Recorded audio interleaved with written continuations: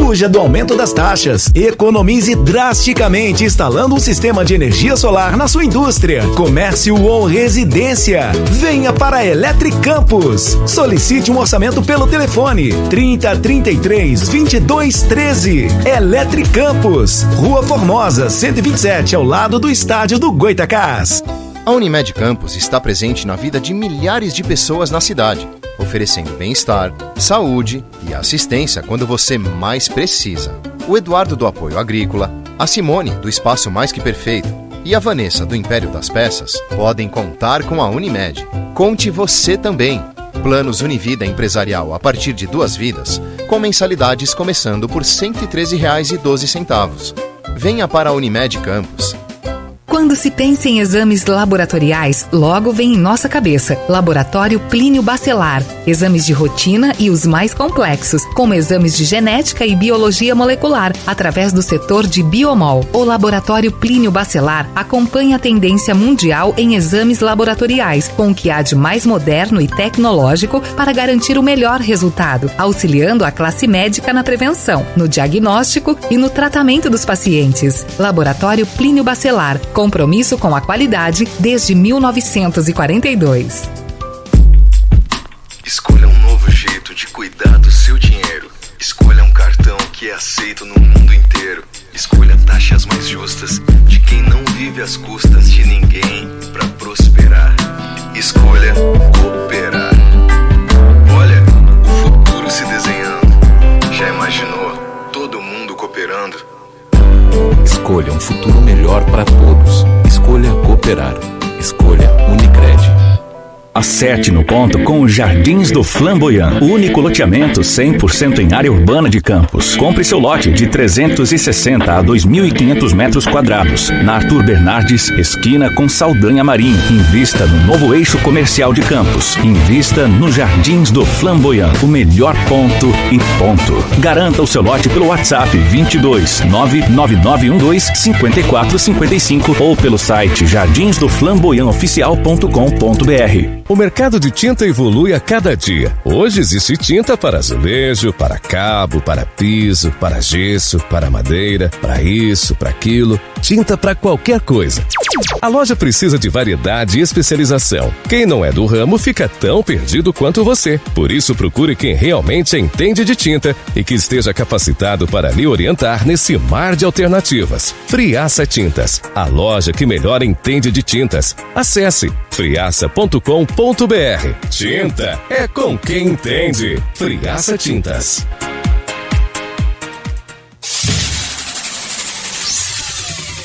Começa agora o Folha no Ar, primeira edição.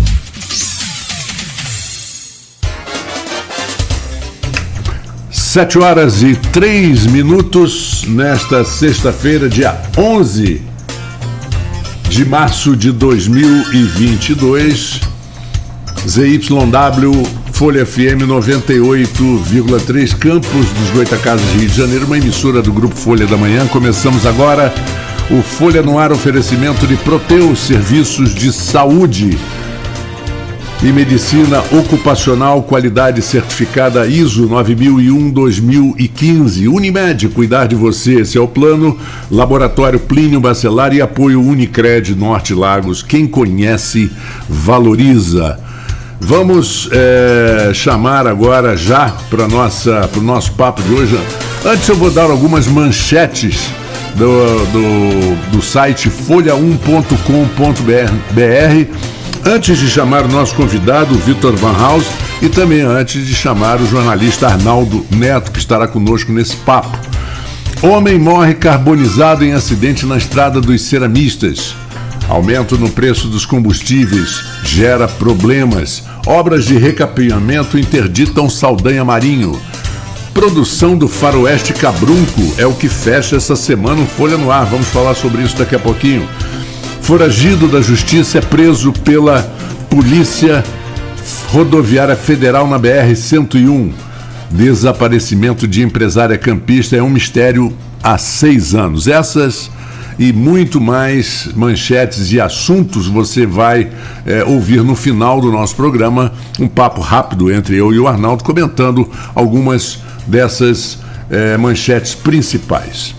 Mas agora vamos ao nosso papo no Folha no Ar de hoje. Arnaldo, um bom dia para você, bom dia para o Vitor Van Haus, que já está conosco aqui online. Vitor, obrigado pela presença, obrigado pela disponibilidade. E Arnaldo, bom dia. Marco Antônio, bom dia Vitor, bom dia sobretudo a você ouvinte da Folha FM. Vamos só quebrar um pouquinho a ordem para falar. Ontem nós comentávamos aqui, né, Marco Antônio, sobre essa possibilidade de aumento dos combustíveis, sobretudo devido ao aumento do preço do petróleo, consequência da guerra na Ucrânia.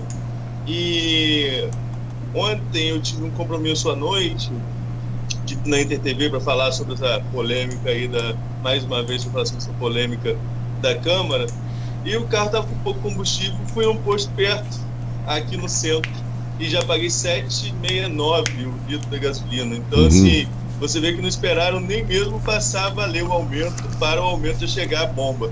Quando tem aumento, chega a bomba antes mesmo, né, de passar a valer. Quando tem algum reajuste para baixo, tem que esperar acabar a gasolina que está, né, guardada, para depois esse reajuste chegar. E quando chega, isso mostra um pouquinho também que a culpa não é só do reajuste, não. A culpa muitas vezes é de quem está na ponta, que quer tirar proveito dos outros. Isso, e o PROCON, infelizmente, não fiscaliza. Verdade verdadeiríssima. Eu dizia muito quando a gente vai no supermercado, quer comprar uma bebidazinha importada, o dólar está alto, o dólar está alto, então está explicado. Aí o dólar baixa um pouco, mas a bebida continua com o mesmo preço do dólar alto.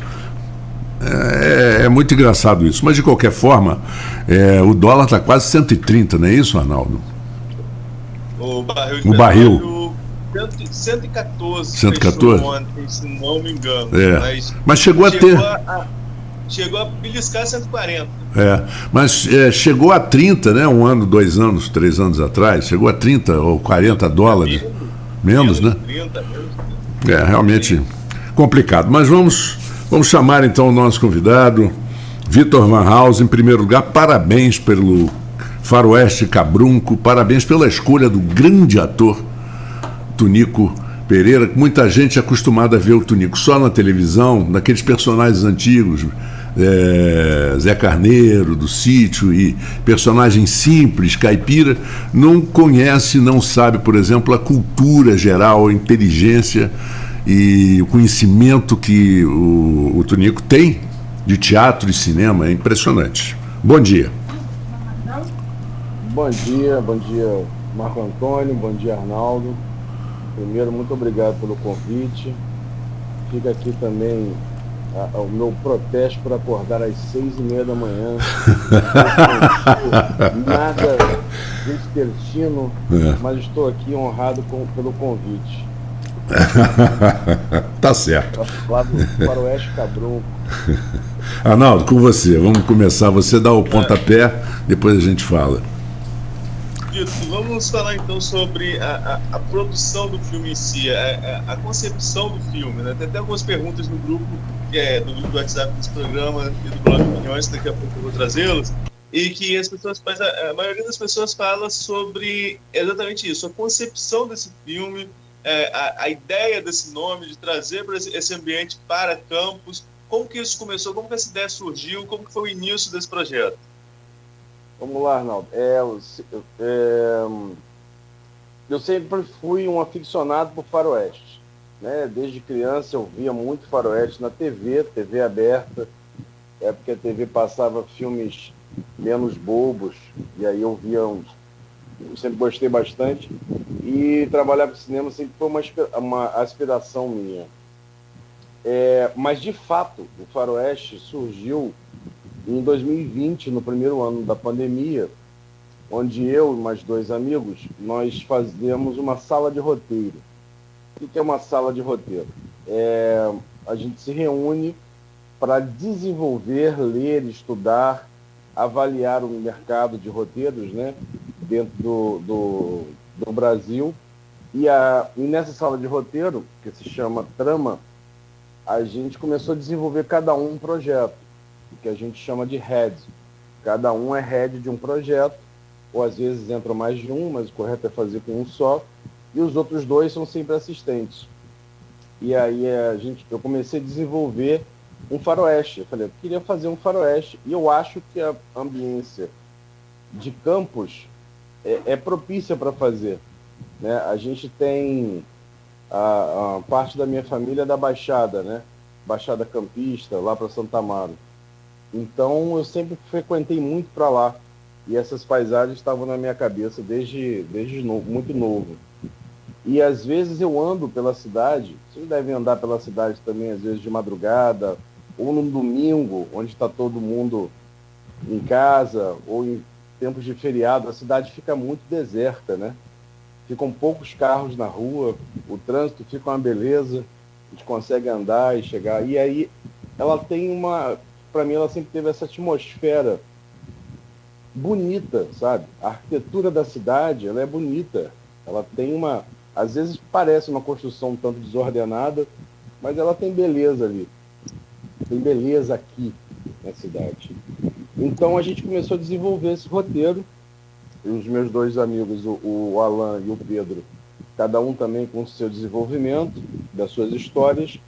Em 2021 veio a possibilidade da gente concretizar algum desses roteiros, que a gente começou, já com eles desenvolvidos, a olhar os editais. E abriu o edital 2 da Fundação de Cultura aqui de Campos, que promoveu, né, com o fundo da Lei Aldir Blanc, que foi uma lei emergencial para os artistas, né, durante a pandemia. E aí, esse edital aberto, eu levei essa proposta para a sala de roteiro e a gente falou, então vamos desenvolver o faroeste. E aí nós começamos a trabalhar especificamente nele. Quando eu comecei a escrever, isso é uma curiosidade, eu já comecei a escrever com os personagens, os atores na minha cabeça. O primeiro ator que eu escolhi foi o Jonathan Morgard para fazer o Lamparão, aí depois eu escolhi a Lívia, e aí eu fui escrevendo para fazer a Mana Chica, e aí eu fui escrevendo e cheguei no Tonico, cheguei no personagem do general, falei, poxa, o Tonico era um bom cara para fazer isso, porque além de ser um ator excepcional, um ator incrível, que daria muita complexidade, profundidade ao personagem, a minha proposta nesse edital era fazer com a equipe totalmente campista. E aí eu vou dizer para você, a gente tem 100% campista, não é. Mais de 95%. Tem umas 4 pessoas que não são daqui, mas sua maioria é nascida aqui ou reside em Campos já há bastante tempo. E aí nós desenvolvemos o roteiro, escrevemos a proposta do edital, cumprindo todas as etapas que eles gostariam, que eles pediram, e aguardamos a seleção, né? E aí tivemos a felicidade de sermos selecionados. Na nossa categoria, que era uma categoria de vídeo gravado, eles pediam 40 minutos no mínimo de exibição. E 40 minutos para fazer em ficção é muito difícil.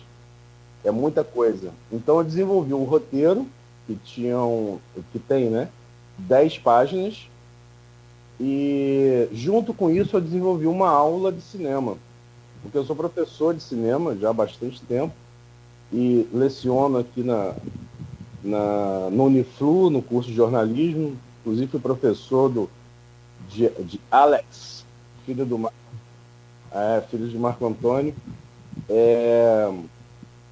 e eu quis mostrar o processo de se fazer cinema. Então o projeto, ele tem como fazer cinema com baixo orçamento numa cidade sem a cultura de se fazer cinema, e um filme de ficção. Que nós na cidade temos pessoas que fazem ficção, que fazem documentário, e eu quis trazer essa proposta de fazer um faroeste, que é um filme de gênero, é um filme interessante para se construir, sabe? Porque a linguagem está na nossa mente. Se a gente começar a falar de filme aqui, vocês vão lembrar de 1, 2, 3 faroeste que vocês já viram, desde os clássicos dos anos 60, do faroeste Spaghetti, a qual eu não tenho dúvidas que Marco Antônio viu a maioria. Com certeza, principalmente do senhor Sérgio Leone. o rei do cara. O rei do cara, era o cara do faroeste Spaghetti, né? Faroeste. E para mim tem essa grande inspiração, né? Que é o Sérgio Leone e os filmes de cangaço do Brasil, né? Com o Glauber, com o Lima Barreto. Eu ia falar isso. Até recentemente também o Bacurau com o Cléber Mendonça e o Juliano Dornelles. Então, Arnaldo, até me estendi um pouco para falar uma forma meio macro para a tua pergunta, porque aí surgiu daí. Eu acho que Campos podia ter essa ambiência, fazia parte do nosso pensamento, construção de uma ficção moderna, porque não é um faroeste que se passa em Velho Oeste. A gente não quer ter verba para fazer essa ambientação. Então a gente faz um faroeste moderno, passado agora, em tempos atuais, enfim, mas nenhuma precisão de anos, né? Mas se passa com a linguagem do faroeste. É a forma de você entender como contar aquela história. Então você tem milhares de formas de você contar. Você pode contar a mesma história do faroeste Cabrunco com a ficção científica, como terror. Eu escolhi o gênero faroeste porque é muito caro para mim e porque eu achava que tinha essa ambiência que a gente podia fazer. Então eu pergunto aqui nos comentários, Marcos, só trazer aqui logo a pergunta dos nossos ouvintes. Gildo Henrique, ele diz o seguinte: não pude comparecer ao ENF para a estreia da quarta-feira, né? Onde posso assistir o Faroeste Cabrunco? Boa pergunta. Então, eu vou dar aqui de primeira mão essa notícia para vocês. Essa semana eu estive conversando com a Fundação de Cultura e nós estamos organizando a estreia do filme para o final desse mês, dia 27 de março. Qual horário, Arnaldo? Não sei. A gente está organizando, está começando isso. Mas é lógico que a gente vai divulgar essa frente, dar o serviço correto, dar o serviço direito. Mas no final desse mês a gente vai ter a estreia do filme no Trianon. E eu gostaria muito que esse filme entrasse em circuito na cidade. O que é entrar em circuito? Que ele pudesse passar nos cinemas daqui, no Kinoplex, no cinema ou Boulevard, ou cinema de Guarulhos. E depois a gente disseminasse também por cineclubes, por escolas, que a gente pudesse fazer as pessoas assistirem. Mas era uma vontade minha e da equipe que esse filme entrasse em cartaz. Pelo edital, respondendo aí ao ouvinte, esse filme ele vai entrar online também em streaming, tá? Só que ele vai entrar em online em streaming depois da estreia. Então a gente quer fazer ainda uma estreia, cinema, bacana, porque, cara, ver um filme em tela grande, aliás, eu estou falando com vocês pelo celular, né? A telinha é pequena, mas ver em tela grande, a experiência do cinema é algo inesquecível. Então esse filme ele foi gravado desde a sua concepção para passar em cinema. Ele tem a gente filmou, eu e o fotógrafo o Thiago Vidal, nós determinamos que a gente ia filmar em ultra wide. Então o filme tem um fechadinho mesmo do Oeste, sabe? Usando toda essa linguagem. Ele está em Full HD, uma qualidade incrível e tal, mas o tamanho de janela é menor. Então esse filme vai entrar em streaming também, para todo mundo poder ver. E eu aconselho a vocês, se puderem, ver na estreia ou nas exibições que a gente vai conseguir aí nos cinemas da cidade. Eu queria colocar uma coisa, Arnaldo, já que o Vitor falou do problema de assistir um filme numa tela wide, grande, e pequena é muito diferente, muda a experiência. Eu me lembro muito bem, no final dos anos 60, o Rox, aquele cinema famoso de Copacabana, estreou uma tela que era curva, não sei se eles chamavam de cinerama, algo desse sentido. Cinerama. E o primeiro filme a ser levado ali foi o Grand Prix, um filme sobre a Fórmula 1, que tinha um ator Yves Montand, francês, e o James Garner, que era o famoso Jim Rockford, daquela série, né, do Arquivo Confidencial da televisão, que era um grande ator. No filme, as pessoas saíam tontas do cinema. Elas saíam caminhando assim, tropeçando, porque foi uma experiência de imagem, de som, porque depois eu vi o filme numa tela comum, em televisão, não senti nada, não era a mesma coisa. É impressionante a influência que isso traz, né, no telespectador, que passa a olhar para os lados, não só para frente, né? Eu acho isso importante. Está imerso no som de um cinema, né? Isso. Mas uma diferença muito grande. Grande diferença. Arnaldo. Vitor, e o roteiro? Você contou um pouco aí sobre a concepção, de como veio a sua ideia, a construção de personagens, já pensando nos atores, sem dar spoiler, e o roteiro do filme, né? Como que o que atrai aí, para você atrair o espectador, na verdade, para poder comparecer, tomara todos também que possa estar aí nas salas de cinemas locais, mas qual o roteiro do filme? O que motiva a gente a querer assistir aí essa produção local? Bom, como você falou, sem ser spoiler, né? Sem dar spoiler, mas morre todo mundo no final. Tá? Ou seja, o importante não é que vai morrer todo mundo, é como esse pessoal todo morre. Alguns não morrem. Então, já fica a dica, o único spoiler que eu vou dar, real, tem uma cena pós-créditos. Já estou dando aqui a dica para você assistir os créditos inteiros, tem uma cena pós-crédito que explica algumas coisinhas sobre isso que eu falei agora. Viu? É assim que você instiga a pessoa a ir ver o filme. Olha, tem um negócio interessante para você ver lá no final. As pessoas vê o filme inteiro. Aliás, a duração do filme ficou 25 minutos. Depois eu vou falar um pouquinho sobre isso, por que ficou com 25. A trama, ela se passa numa cidade do interior, que ela é comandada por um general de 10 estrelas.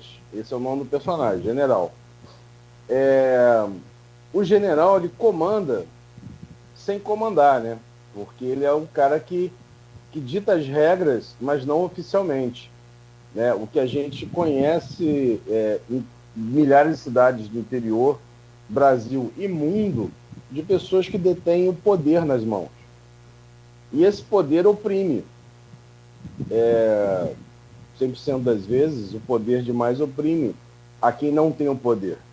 Então, o povo, através da personagem da Mana Chica, o povo convoca o peregrino, que é essa figura do western. Ele sim é uma figura caracterizada de western, bota jeans, cinturão, com balas, armas, rifle, chapéu e cara de mal. Ele sim é essa figura do western que vem para poder trazer essa justiça social. O que é a justiça social? Tirar o poder centralizado da mão do general e entregá-lo de volta a quem é de direito. A quem é essa pessoa de direito no filme? Aí vocês têm que ver para saber para quem que o poder vai, como é que ele faz essa transferência. Então a trama é essa e é muito simples, né? Porque você num western, você tem alguns elementos que caracterizam o filme do gênero faroeste, do gênero western, que é a violência. Então o filme tem violência e é importante avisar as pessoas sobre isso, né? Porque eu não tenho como classificar agora, fazer uma classificação indicativa de idade, mas é importante que as pessoas saibam disso. Filmes de faroeste tem violência, tem tiro, então tem gente dando tiro de armas. Aliás, uma coisa muito legal sobre esse filme, vou criar um parênteses.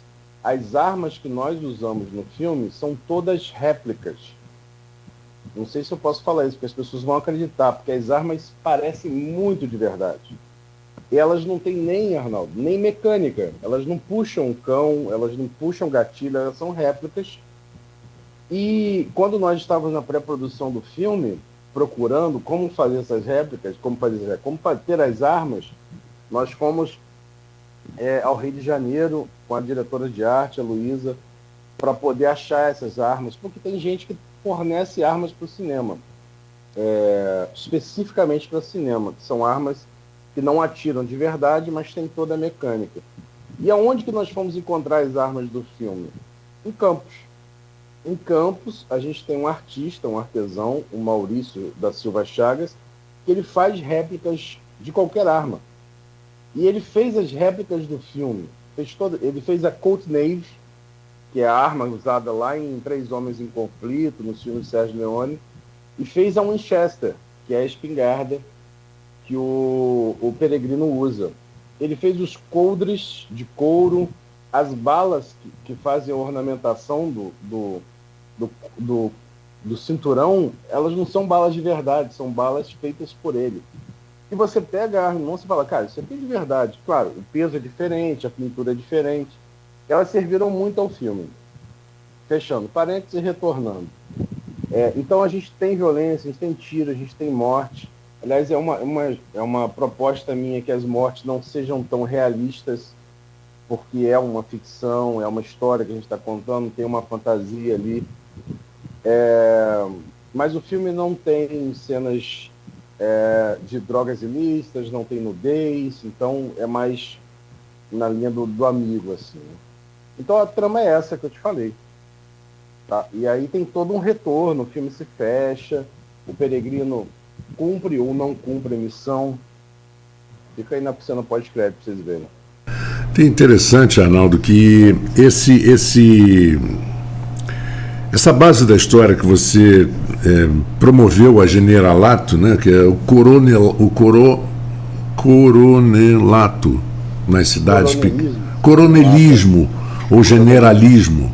Você passou para general, mas no caso dele é general. Mas isso é curioso, porque isso tem em quase todos os países, tem aquela cidade pequena que tem uma pessoa que... Filmes americanos, à vontade, cidades pequenas do centro-oeste americano, tem aquele sujeito que é o dono da concessionária maior de automóveis, que faz o que quer, que nem aquele filme do Patrick Swayze, que ele é um segurança de bar. Você deve ter assistido. Muito bom, esse filme é sensacional. E com o Ben Gazzara e ele. Então, isso aí é uma história. Mas voltando um pouco ao fato de Campos, eu vejo a cidade de Campos, às vezes eu ando muito na cidade sem prestar atenção nas coisas que estão ao meu lado. Isso é o dia a dia de todo mundo, né? Eu tenho certeza que o Arnaldo sai daqui para cobrir uma matéria, ele não presta atenção no que está acontecendo ou na arquitetura, porque você está com pressa. A pressa atrapalha muita gente. Mas quando eu saio para caminhar sem olhar, sem pensar em nada, eu vejo imagens, cenas e cantos da cidade que são perfeitos. Campos poderia ser um Projac de tantas coisas interessantes, Projac que eu digo natural, de coisas históricas, e não é aproveitado, né?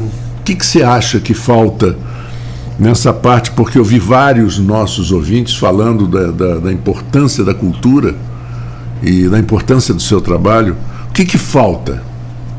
O que você acha? Você que é professor aqui, que lida com gente, com jovem daqui, com as pessoas mais velhas, o que você acha que falta?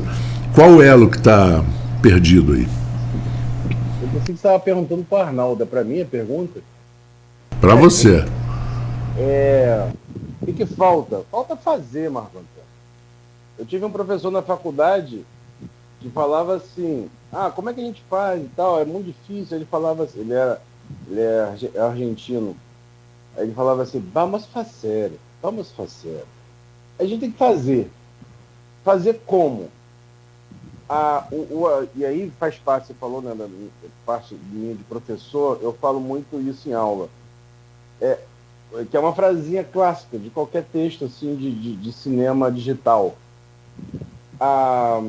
O cinema mudou muito de 25 anos para cá, porque o advento do digital possibilitou a muita gente se expressar através do audiovisual. Tá? Então, uma câmera de película, de cinema, que custa $1 milhão, não é um número hipotético, uma câmera de cinema, uma Panavision, com as lentes corretas, assim, custa muito caro.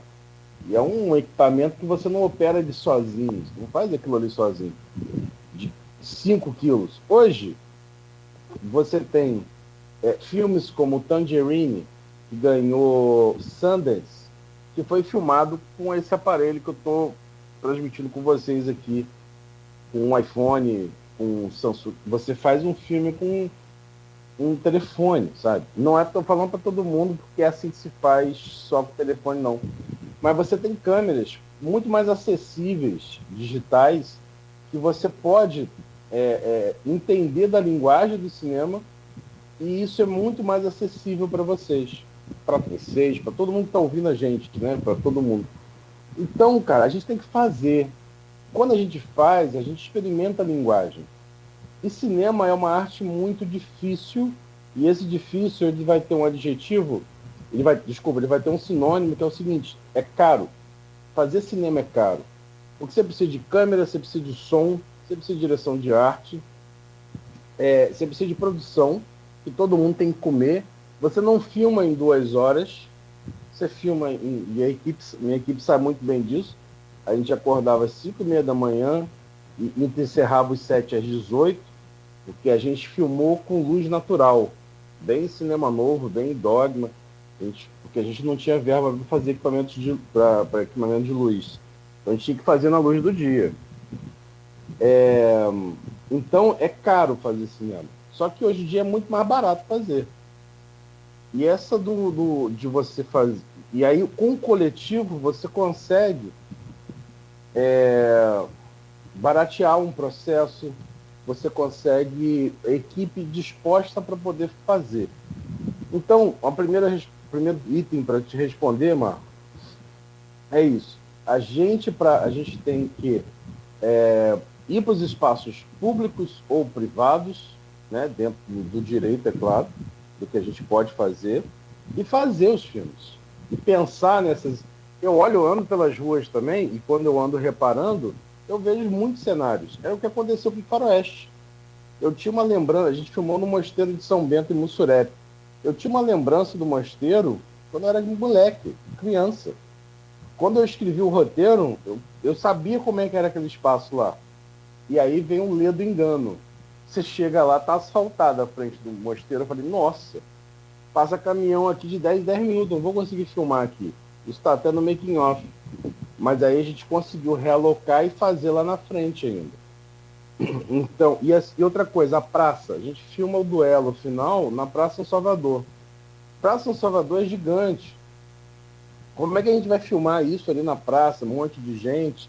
Então a gente preparou a decupagem do filme para a gente gravar lá no domingo, tem menos gente. E teve uma proposta, no meio do processo da pré-produção, da gente filmar em outra praça. A praça da Igreja de Santo Antônio, ali em Guarulhos. Tem uma outra praça ali no centro também que é menor. E aí eu falei assim, não, gente. Duelo de filme é na praça principal. A cidade cresce ali em volta. Todo mundo conhece a Praça São Salvador. É um ícone da cidade. Então você olha, você chega para lá e você vai enxergar aquilo. E aí a gente discutindo sobre a fotografia, sobre a arte, mas existe o mercado em volta, né? Existe uma loja de varejão, existe uma farmácia, existe um banco, existe a banca. Eu falei, então, é isso, a cidade é isso. Vamos filmar isso. Não tem problema aparecer. Não tem problema aparecer um carro do ano, porque a cidade é isso. Essa é a nossa verdade. E aí eu termino a resposta para você, Marco, dessa forma. A gente tem que se apropriar dos espaços para filmar de forma correta nesses espaços. Não adianta você filmar de forma desordenada. Tem que saber como filmar e para que filmar, que você está usando esses espaços. E entender o que são esses espaços para nós. Porque às vezes você passa numa rua que não significa nada para você. Eu quando nasci em Campos. Eu nasci e fui morar na rua Formosa, Tenente Coronel Cardoso. E quando eu passo ali, ela tem ela me toca diferente do que toca vocês que passam ali. Não sei se vocês nasceram ali, seria muita coincidência. Mas o local onde vocês cresceram é diferente, né?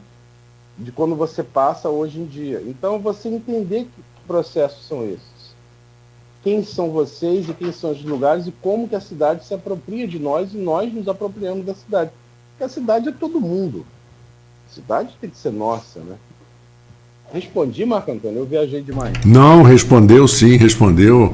E quando você pensou que tinha sido para o Arnaldo, eu citei o Arnaldo como um jornalista que sai às vezes na correria para buscar uma notícia e às vezes não presta atenção, não tem nem como prestar atenção no que está acontecendo do lado, não é verdade, Arnaldo? Sim, com certeza. Mas, Vitor, você citou um ponto aí que já estava aqui para eu perguntar também, a questão de custos, né? Você já citou que teve um edital da Lei Aldir Blanc, mas eu não acompanhei os valores desses editais. você puder trazê-los, vai contribuir aqui com a entrevista. Mas com esse valor foi o suficiente para você conseguir concluir a gravação do filme? Porque, como você mesmo disse, tem muito custo. E muitas vezes falta incentivo por parte da iniciativa privada, por parte da mesmo do poder público, de outras esferas. Como que foi a construção financeira dessa obra? Não, ok, é ótima a sua pergunta. Ótimo a gente tocar nesse ponto. Porque o edital ele é público, então ele tem que ser sabido de todo mundo. E aí nas entrevistas que eu tenho falado, né, com os colegas, jornalistas, né, os colegas de vocês, e quando eu posso falar, eu gosto de citar nesse ponto, porque fazer um filme não é barato, fazer filme é caro. E aí acompanha o raciocínio. Escrever o roteiro era nossa proposta, já era, sabe, é o nosso tempo. Até pegando um ganchinho da pergunta anterior, como é que você olha para os espaços diferentes? Você tem que parar um momento. O artista, o fazedor de cultura, em algum momento ele tem que criar. Essa criação, por diversas vezes, ela é desvalorizada e não é monetizada. O que eu quero dizer com isso? Se eu for escrever um filme agora, vou escrever o próximo filme que a gente vai gravar. Eu tenho que parar um tempo da minha vida e me dedicar a isso. E isso não é monetizado. Eu tenho que fazer tudo acontecer para depois ir atrás da grana. Mas, enfim, vamos continuar. O edital foram 3 editais. São 3 propostas de edital. E aí eu vou puxar na memória aqui. Edital 1, ele eram obras prontas, de artistas que já tinham obras prontas, que iam ceder essas obras para a cidade. Eu recebia uma verba. O edital 2, que é o nosso, subdividia em 3 itens, em três subitens, né? Edital 2, que eram apresentações ao vivo, que já aconteceu, apresentações gravadas, que é o nosso caso, e videoaulas. Artistas que iam promover videoaulas das suas expertises e publicar isso, deixar aberto também público para todo mundo. E o terceiro edital era para adquirir insumos, equipamentos, serviços, se o artista, durante a pandemia, não tivesse perdido alguma coisa, sabe? Ou tivesse que ter vendido um instrumento musical, por exemplo, para poder se manter, ele poderia adquirir. Enfim, se eu estou errando em algum ponto desses editais, me desculpe, mas eu acho que era isso mesmo. O edital 2, que foi o que nós fomos contemplados, edital 2, apresentações gravadas, cedia para a gente ganhava uma verba de R$9 mil. R$9 mil, você não filma um curta de 1 minuto. Que absurdo. Eu filmo ali 1 minuto, 1 minuto é rápido. Não filma. Profissionalmente você não filma. Porque é um processo muito grande. Agora você imagina, fazer o roteiro, escolher atores, fazer locação, alimentar uma equipe, fazer o transporte, pós-produzir e lançar um filme. E todos os meus amigos de cinema, né, profissionais de cinema, quando eu consultava, perguntava, amigos, eu falei, cara, é impossível fazer um filme com 9 mil. Eu falei, eu sei, impossível. Por que é impossível, Arnaldo? Porque você não paga as pessoas. Isso é um ponto muito importante. Por mais que a Lei Aldir Blanc seja uma lei para equilibrar as contas durante a pandemia dos artistas, eu montei uma equipe de pessoas muito próximas a mim, pessoas que eu queria muito trabalhar, pessoas muito amigas. E todos toparam fazer sem receber. Isso é um ponto que me desagrada demais. Eu falei, ninguém deve trabalhar sem receber. Mas eu expliquei todo o projeto e falei, vamos em frente. Quando eu submeti o projeto ao edital, nós tínhamos, se eu não me engano, 11 pessoas na equipe. Todos chefes de departamento, né? Fotógrafo, diretor de arte, desenho de som, direção, produção e o elenco. Nós terminamos o projeto com 36 pessoas na equipe. Agora você imagina como que a gente vai pagar isso tudo. E aí, durante o processo de pré-produção, que foi dezembro e janeiro, eu saí atrás de empresários da cidade para a gente poder financiar e pagar essas pessoas e a terminar o financiamento do filme. Então, ou seja, conseguir uma verba maior para a gente poder fazer o filme. Eu consegui em alguns lugares, cedendo empresas que cederam serviço, como, por exemplo, o café da manhã da equipe durante os 3 dias de filmagem foi cedido por um supermercado. É uma troca em objetos, né? Tá fugindo a palavra. É uma troca em insumos, assim, não é em verba, mas pagou o nosso café da manhã, que, aliás, estava muito bom. E tinha café sem açúcar, café com açúcar. Eu aconselho a todo mundo beber sempre café sem açúcar. E a gente também conseguiu verba de patrocínio. Por exemplo, a única pessoa da equipe toda que recebeu foi o Tonico. O Tonico a gente teve que bancar o cachê dele, e o cachê não veio do prêmio da lei. Então a gente teve um patrocinador para isso. A hospedagem dele e o transporte dele saiu do dinheiro da lei, por exemplo. Por que eu estou falando isso? Porque tem vários itens, várias coisas que a gente teve que tirar do valor da lei. Por exemplo, a alimentação. A alimentação foi quase 3 mil reais só de alimentação dos 3 dias. Que era lanche, almoço para a equipe de 30 e tantas pessoas. Transporte, a gente tinha uma van que transportou a gente para todas as locações. A gente comprou coisas de consumo, como pilhas, remédios, que a equipe pode sentir alguma coisa. Aliás, ninguém passou mal dia nenhum. Muita água, porque a gente gravou no meio do final do verão, no meio do verão, né? Final de janeiro. Muita água. Enfim, tudo isso a verba foi. Divulgação em rede social também, porque isso era importante, fazia parte da estratégia, da proposta. Nós encerramos o filme com a verba que nós recebemos no azul. Faltamos R$100 dessa verba para acabar, 9 mil reais. Porque ninguém recebeu, e as doações que nós recebemos, enfim, cobriram outras partes do processo. Fechando esse raciocínio, eu, malandro que sou, safado que sou, profissional, é isso que eu quero dizer, malandro, safado, profissional de cinema, joguei no orçamento quanto custa esse filme. É um exercício que a gente faz desde a faculdade. Quanto que custa essa cena? Quanto que custa esse filme? Esse filme custa 63 mil reais na régua. O filme, e aí agora é um valor suposto, com 100 mil reais a gente faria esse filme muito tranquilamente, pagando a todas as pessoas. Então o custo do Faroeste Cabrunco é esse. Vamos botar 70 mil para ficar no meio do caminho ali. Só que as pessoas não receberam.